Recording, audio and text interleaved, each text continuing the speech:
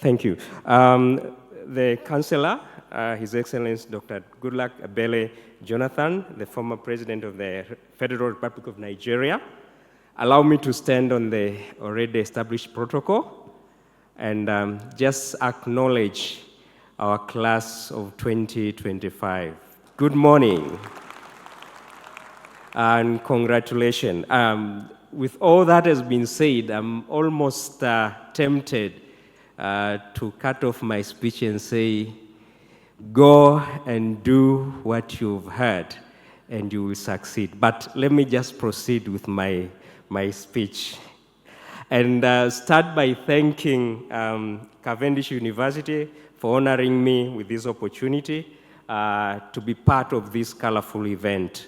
I believe there could have been some other more deserving guests, but they chose me, and for that I don't take it for granted. I say thank you so much. Secondly, allow me to congratulate our graduates for today who are about to receive their certificates after a long period of hard work. To all of you, once again, congratulations for making it. This is not an achievement you should take for granted. There are others who wish they could have been here today, but they can't because they didn't go through what you went through. Therefore, kudos to you. Thirdly, again, congratulate the Cavendish University for this milestone.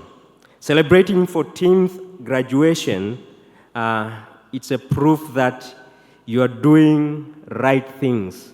And not only doing right things, but you are doing them right. So congratulations to you.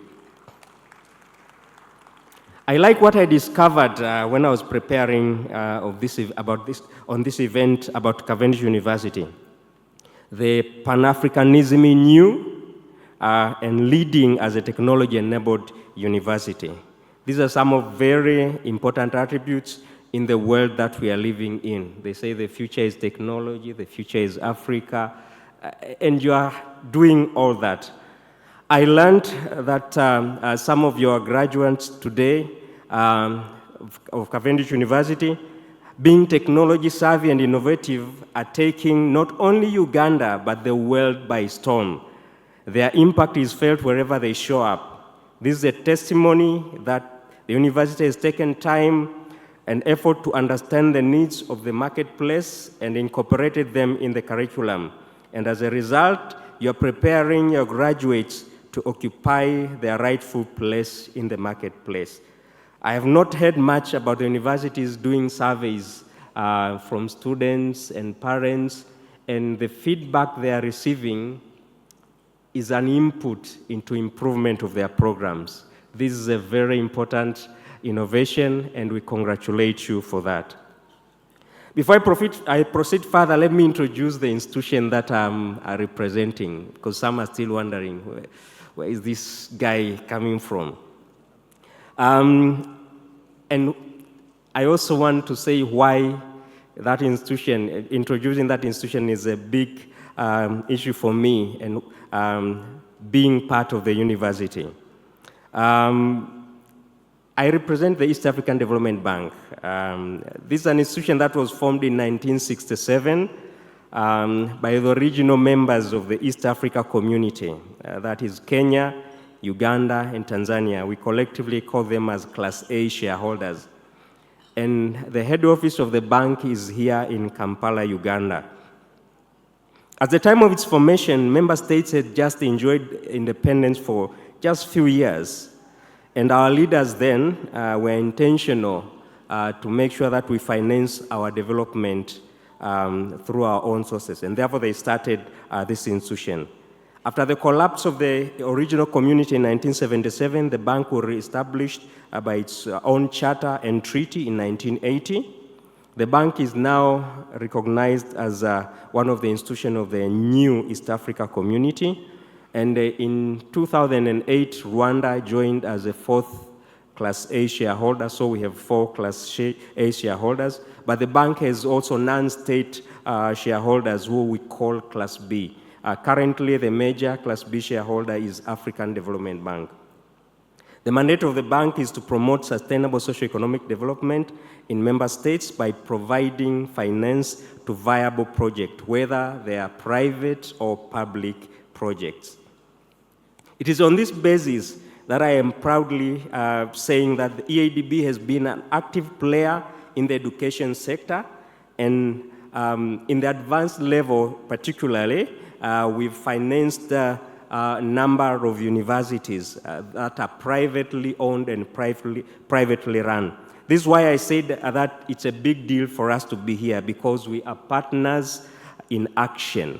Some of the universities that EADB has financed include the one that the commencement speaker came from, Strathmore. We've also financed Uganda Christian University, Nkumba University, the African Nazarene University, just to mention just a few. The bank financing went mainly towards infrastructure in the respective universities. And we believe, at the bank, we believe that education plays a key role in development and forms part of our social services pillar. So we are keen to make sure that we finance education. We partner with education providers. We are told that everything rises and falls on leadership. And there's so much that has been spoken about leadership, which made me like, no, do I cut what I was saying? But let me try to just say a little. Everything rises and falls on leadership. And therefore, as development financiers, we take leadership seriously, because it is one of the key determinants on whether our projects are going to be successful or they are going to fail. It is therefore inspiring to read the theme that the university chose for this year: Empowering Futures, Cultivating Leaders for a Global Tomorrow. Once again, congratulations, Cavendish University. I must again say, I like the intentionality in you, because it's not just a theme that is chosen, but when I read the mission statement of the university, it's talking about ethical leadership. And it's not only a mission statement that is left to gather dust like some do, they are implementing it through mentorship and empowering graduates to take their rightful place in leadership positions as they graduate.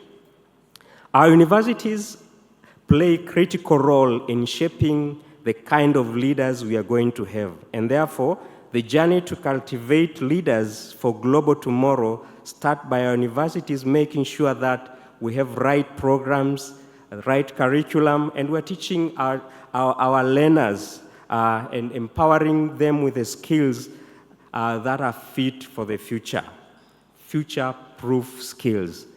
I once again commend Cavendish University for taking a lead in this area by empowering our graduates with the relevant skills, not only for today, but importantly for the future, including what everyone is talking about nowadays, artificial intelligence. When you hear them, it's technology, artificial intelligence, and that's the way to go. May I take this opportunity to challenge other universities? I have not read their programs, and there's a number that are represented here. I believe your programs are also fit for purpose. If not, emulate what Cavendish is doing to make sure that we empower our learners with the right skills, not loading them with ancient skills that they will not use or they will be just phased out immediately after they get them. With intentionality that is exhibited by Cavendish University, I have no doubt that our graduates today have been equipped to take leadership wherever they are going to be. Skills and knowledge without values have previously produced monsters, not leaders, monsters who have caused enormous suffering in humankind. Transformational leaders for the world we desire must therefore inculcate values if they are to make positive change. And Values, values, values. It's something that has been spoken. And I also felt like it's something that I need to repeat once again. I could have spoken about technology, how future is technology determined, climate change. But if you give technology to a thief, it's like giving a weapon of mass destruction to a terrorist. Of course, this one will finish you immediately. The other one will be killing you slowly. But it's the same outcome. They'll be killing you. So, technology without values will not help us. And therefore, I'll dwell a bit more on value for our leaders. As we produce our leaders, I said the universities have to have the right curriculum, but also as we teach, or as the universities teach, we need to model the right leadership. During our days when we were studying, we used to have lecturers that we almost labeled them terrorists, because I'm told they will come into class and say, no, you are 500, half of you will go. We'll discontinue half of you. So it's not about whether they know or not, but somebody just decided, no, I'll discontinue so that I show you what power I have. Students that graduate from such a system will make so bad leaders. It will take God's grace to have good leaders graduating from such a system. But again, Cavendish is different, and the universities nowadays are different. There's more empathy, there's a consideration to make sure that we empower our leaders, our young learners, to be the right leaders, and that's an important aspect. One of the favorite books I like reading is the Holy Bible, and as I read it, I find so many leadership stories, and it's a full menu. There are those who did well and were successful. There are those who were careless and failed. All stories are there for us to learn. One of the very interesting things I note when I read about these stories is that most of these leaders we read about in the Bible, they were very young. People like Daniel and his friends, people like Joseph, David, Gideon, Esther, Timothy, and others. I believe some of you are good Bible readers. You may have more names than I listed, but there are more. In fact, Apostle Paul had to remind one of these younger leaders, Timothy, to be careful that people do not look down on him because he's young, but set an example in word, conduct, love, faith, and purity. I have picked on this aspect because as I look at the room here, majority of the graduates are young. Of course, there are those that are young in age, and there are those that are young at heart. So all of you are young, and I dare say that your best days are ahead of you, they are not behind you. Yes, go ahead. Your best days are ahead of you. May I therefore challenge you to take your rightful place and lead with integrity. Integrity is another word that I've heard. And when you hear repetition, you can just underline that and go with it. If you forget anything else, the values, integrity, there are things that are repetitive in all the speeches. It's like we sat in a room and agreed, but we never shared notes, but it's a theme that is recurring. If we are to experience positive change, positive outcome from our leaders, then our leaders of tomorrow must lead from a point of service. They must be servant leaders. In the Bible, again, Jesus said to his disciples, whoever desires to be great must be servant.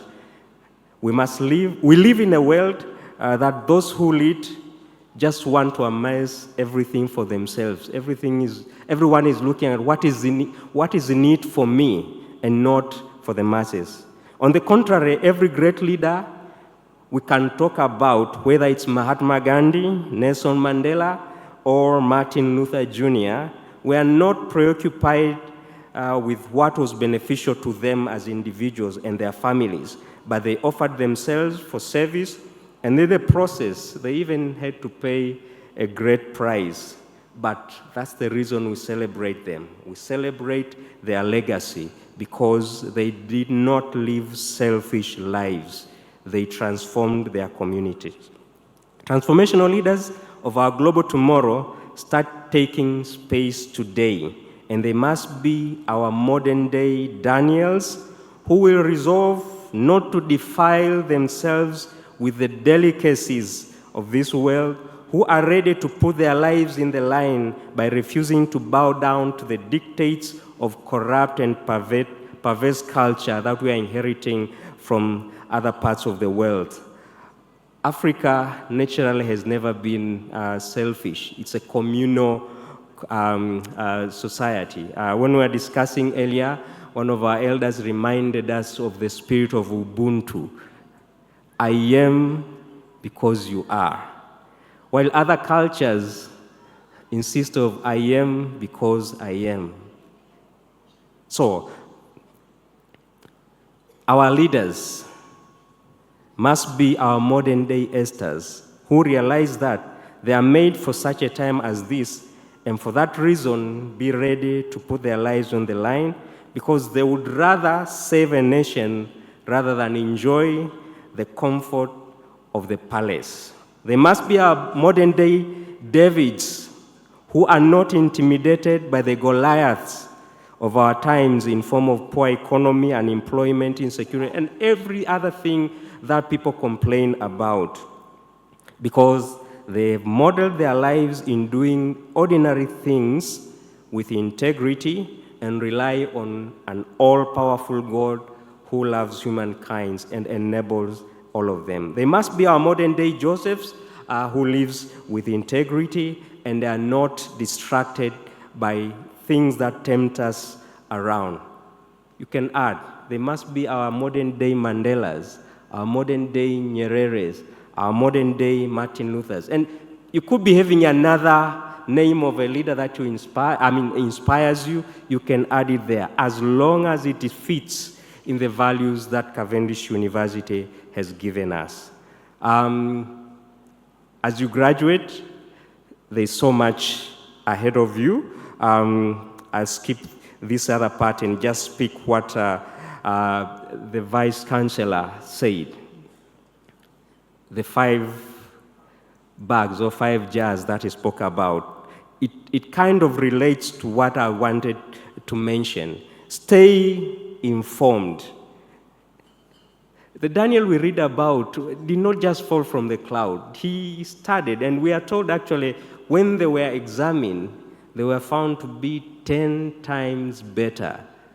Now, don't graduate and throw the books and say, no, I'm done. Actually, you will gather dust. Update yourself, keep studying, and make sure that you are relevant in the community that you find yourself in. Be a hard worker. No one likes lazy people. I'm working in a bank. Lazy people, we show them the exit doors quickly. But I know the graduates from Cavendish are not the people who are to be shown doors because they are hard workers. Be a person of integrity, as we've said. Remain resilient. When the